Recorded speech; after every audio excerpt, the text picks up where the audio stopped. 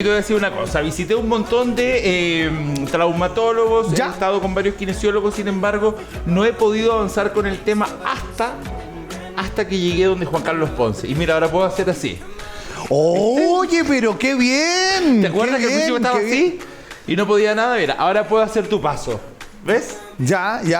Así es que muy contento de poder invitarlo al programa y poder Conversar de esto, con claro, él, mostrarle a la saber. gente lo que hace y que nos explique exactamente de qué se trata la kinesiología deportiva. Y estamos con Juan Carlos Ponce aquí en el estudio. ¿Cómo estás? Juan Carlos, buenos días. bienvenido. Gracias. Bienvenido. Gracias por tomarte el tiempo de conversar también sobre lo que le pasa a Karim y quizás sobre lo que le pasa a mucha gente, A mucha gente. que nos está viendo. Sí. ¿Se escucha bien, Juan Carlos?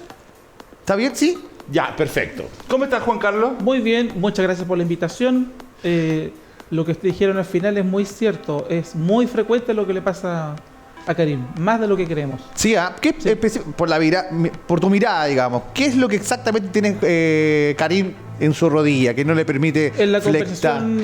conversación inicial, en la primera sesión, uno indaga para buscar como un evento que explique por qué pasó lo que le pasa al paciente. Dolor de espalda, de hombro, tobillo. En este caso, fue clave el exponerse a la subida y bajada de escaleras Ok. en el metro. Entonces, él estaba impecable hasta que llegó a usar el metro. Tendría que ver un poco no te vayas a ofender porque no es por ti, es para la gente. Tiene que ver un poco la edad también, el desgaste del paso de los años con las rodillas, a la gente. Marginalmente, pero si fuera eso el único factor, ¿Ya? todos los abuelitos, todas las personas de edad estarían con problemas en las rodillas y no es así. Ok. O sea, pero es más. Es un factor, Es un pero factor. no es el más determinante. Perfecto. Y ahora dile del peso. Y no te vayas a ofender, pero doctor. ¿Tiene que ver el peso también? Es un factor. Sobrepeso. Pero tampoco es el más determinante, sino todos los kinesiólogos estaríamos tratando gente gorda o vieja. Y no es así. En el caso de él es una alteración que se llama disfunción patolofemoral o dolor anterior de rodilla. Ujú. Y se da en gente que empieza a someter sus rodillas a una carga para la cual no está habituada. Ya. Y generalmente se da en gente que empieza a hacer deporte, en corredores, etc.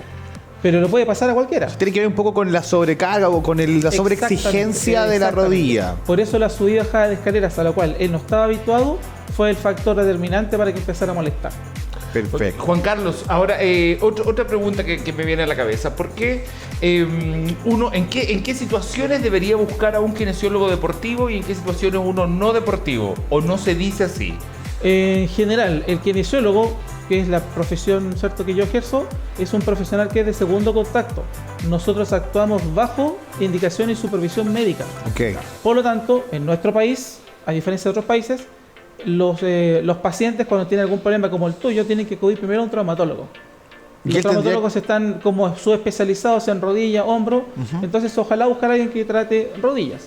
Pero cualquier traumatólogo está preparado para ver problemas que son tan generales como este. Y él tendría que derivar entonces a algunas sesiones Es lo contigo, más con habitual, profesionales. es lo más habitual. Después Ya. de tomar exámenes, que generalmente son o radiografías o resonancia, si el problema es muy superficial, se puede pedir una ecografía. El traumatólogo emite un diagnóstico y genera una orden de atención de kinesiología, que es sobre lo cual nosotros comenzamos a trabajar. ¿Existe algunos ejercicios o quizás movimientos que uno puede hacer para prevenir a lo mejor dolencia? pregunta. No, te recomiendo que todas las mañanas a lo mejor puedas Claro. estirar un poco, que se yo, la rodilla, no sé. ¿Existe o no? No es así. Existen. Ahora, lo que yo les puedo comentar tiene que más que ver con opinión personal que con respuestas que son como hechas en piedra, ¿ya? Ok. En mi profesión hay muchas opiniones y muy pocas cosas son tajantes. Pero lo que te podría responder es que sí, es básico hacer algunos tipos de elongaciones, ¿cierto? Para que lograr que la musculatura sea lo suficientemente flexible. Hay músculos clave que cuando están acortados generan problemas. En el hombro, por ejemplo, Ajá. en la zona lumbar, en la cadera, en la rodilla. Entonces, en la pierna, ¿cierto? Lo que tiene que ver con la fascitis plantar, tendinopatía aquiliana. Entonces, hay elongaciones muy básicas que son de colegio.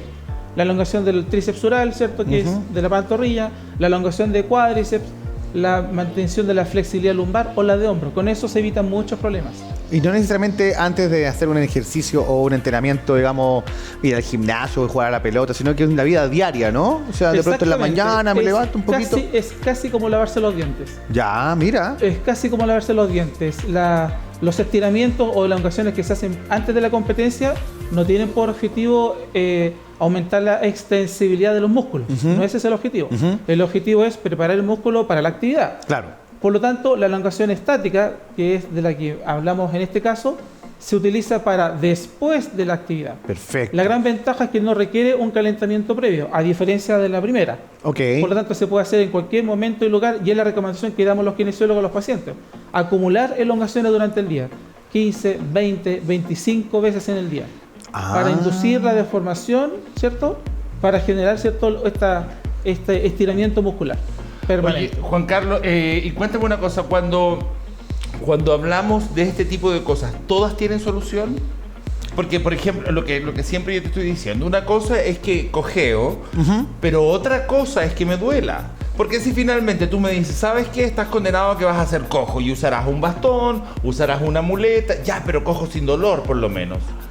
¿Todo se puede resolver o en materia de dolor o no? ¿O hay gente que va a tener que condenarse hasta el día de su muerte con un dolor, o con una cojera o con ya una deformación, digamos, de la extremidad? Eso se llama pronóstico. El pronóstico tiene que ver con el daño que está recibiendo el sujeto, pero también existe una respuesta individual a cómo una persona enfrenta el dolor. Eso es muy individual. Y es un área que está presente, ¿cierto?, en nuestro quehacer y se ha hecho muy fuerte en los últimos años, cómo los pacientes enfrentan el dolor. Entonces la misma lesión puede significar conductas distintas en personas distintas. Pero desde el punto de vista de la lesión en sí, en tu caso particular, no sé si será ¿lo puedo decir? Sí, claro. Tú tienes una lesión meniscal. Entonces el dolor hizo que él empezara a cojear y no completara la extensión de su rodilla, y eso puede generar otros problemas. Entonces al final un pequeño problema no tratado genera un efecto de bola de nieve. Ajá. Por eso las cosas hay que tratarlas lo antes posible. Ahora, o sea, apenas te duela. Apenas empieza a molestar y te dificulta tu actividad. O sea, claro, caminar, subir y bajar escaleras, trabajar, levantar, no sé, la ropa para colgarla, vestirse. Es que el cojear es como un, no sé si reflejo está bien ocupada la palabra, pero es como el reflejo de uno para evitar el dolor. Exacto. Pero te va tocando otra parte porque es una caminada irregular, ¿no? Exactamente. La marcha humana, de hecho, es nuestra forma de deambulación, la otra es la carrera. Entonces, si tú cojeas para caminar o para correr, vas generando otro problema. Ajá. Y se genera este efecto de bola de nieve. Oye, yo les quiero contar igual a ustedes que, bueno, el punto más complejo tengo es una pierna media doblada. Ok. Ya no sé si me la puede enfocar en la cámara porque les voy a mostrar que ayer Juan Carlos, con mucho grito mío... ¿En serio? Mira, siempre tengo una pierna así media doblada, ¿verdad? No puedes extenderla. No podía. No podía, ya. Hasta que ayer Juan Carlos me la echó para atrás con toda su fuerza y mira, ahora quedó extendida. No sé si perfectamente extendida, pero ya se extiende. Es que algo que siempre estaba así, es que te comparo, ahora ya se puede extender. Te comparo con unos días atrás, pues. Claro, que llegó muy mal y ahora fíjate qué pasó. Entonces mi pregunta siempre es, porque tú ayer me presionaste así de una manera que decía, basta, y tú me decías, aguanta. Era como así, ¿no? Y cuando termina ese minuto, la pierna se extendía. ¿Todo se puede hacer así? La respuesta que uno vaya observando en el paciente va a depender en parte de la antigüedad de la lesión. Los tejidos se adaptan y se van a demorar más en lograr la deformación que uno busca. Pero si se da el tiempo, prácticamente todo se adapta. Ahora, salgamos un poquito del caso de Karim y veamos algunos casos que son comunes también en gente, digamos, en jóvenes, adolescentes, qué sé yo, adultos, que tienen un poco que ver con las hernias lumbares o de la espalda alta también, que están, no sé si está de moda, pero he conocido muchos casos que la gente está teniendo hernias altas, no sé cómo, de la zona cervicales, alta, ¿no? Cervicales, perfecto.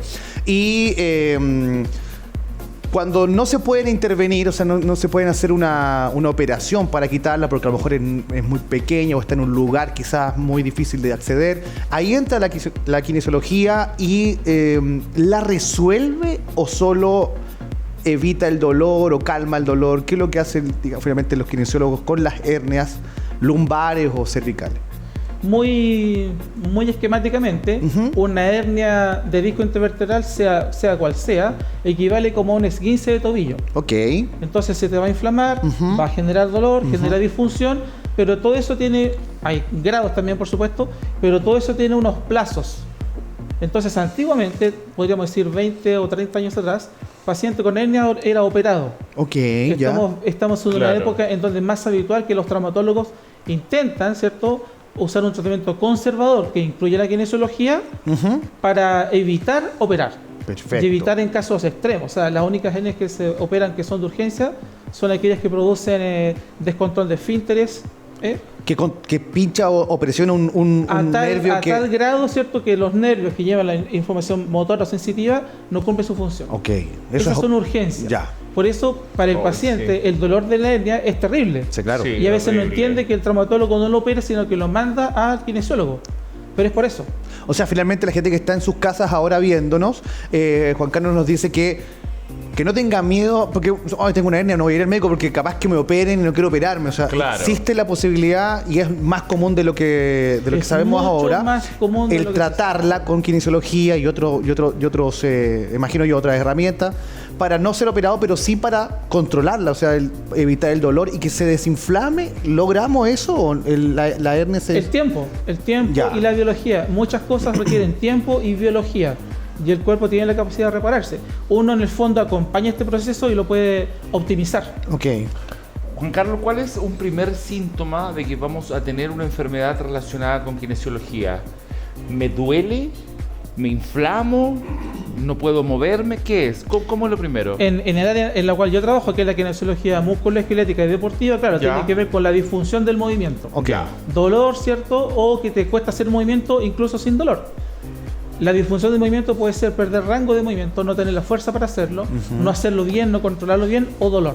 ¿Puedo ir primero a un kinesiólogo antes de un traumatólogo?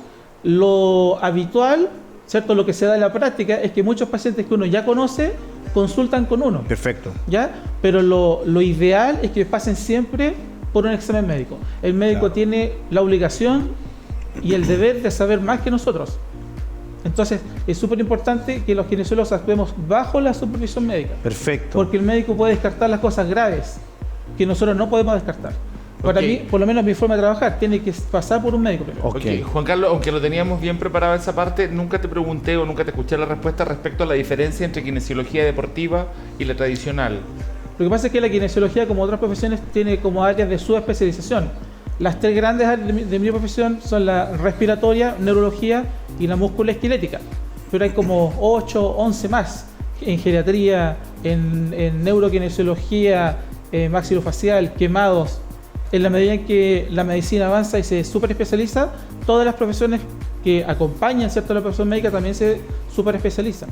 Ok. Bien, entonces, pues para toda la gente que nos está viendo, ya lo sabe, si tiene un dolor, está caminando mal, por algo quizás el brazo no lo extiende como antes, hay opciones, hay maneras de poder atacarlo, es ¿verdad? verdad, es Junto verdad. a la kinesiología, pero previamente revisado con un doctor, con un traumatólogo, para que pueda hacer los exámenes y todo, ¿no? Mira, acá hay una foto conmigo. Giancarlo, ¿dónde trabajas tú? Para que la gente te Juan vea. Carlos. Muy cerca de Juan ustedes, Carlos, acá en la calle Manuel Montt, en Art Sport Medicine.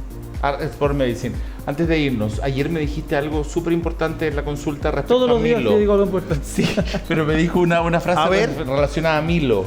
Ah, una historia. Una Lo que pasa es que en el entrenamiento deportivo existe el concepto o el principio de sobrecarga. Ya. Que si tú no haces más ejercicio, no te adaptas, no eres más fuerte, no eres más rápido. Tienes que ir etcétera. subiendo. En rehabilitación es exactamente lo mismo. Ok. Y el principio, ¿cierto?, de la progresividad viene de una historia de la Grecia antigua.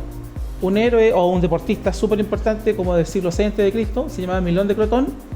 La historia cuenta que él en la mañana paseaba, ¿cierto?, como un ternero al hombro, daba una vuelta al estadio, y con los meses el ternero fue creciendo y él también se hizo más fuerte. Ah. Eso revela el principio de sobrecarga.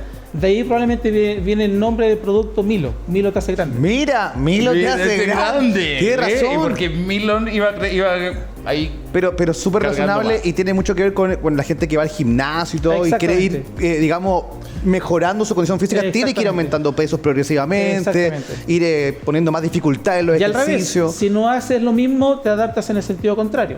Lo que le sucede a la gente que deja de ir al gimnasio, hace reposo en cama o los astronautas. Empieza Por eso a siempre adelgazar. se hay que pone más mantenerse en flaco. actividad, siempre. Voy a ponerme a hacer reposo entonces. Nah. Muchísimas gracias por No, estar con encantado, nosotros, Juan Carlos. encantado. Verdad, son informaciones importantes que la gente en su casa lo agradece. Y a Karim también por tener el contacto directo y por también contarnos un poco tu historia, que Claro, que ha realmente sido es una tanto historia dolorosa, personal. Carlos, no todo es maquillaje. No todo es maquillaje. Muy bien, pues muy bien. Muchísimas gracias, Juan Carlos, por Muchas estar con gracias a ustedes. nosotros. Bien, Juan Carlos. Encantado.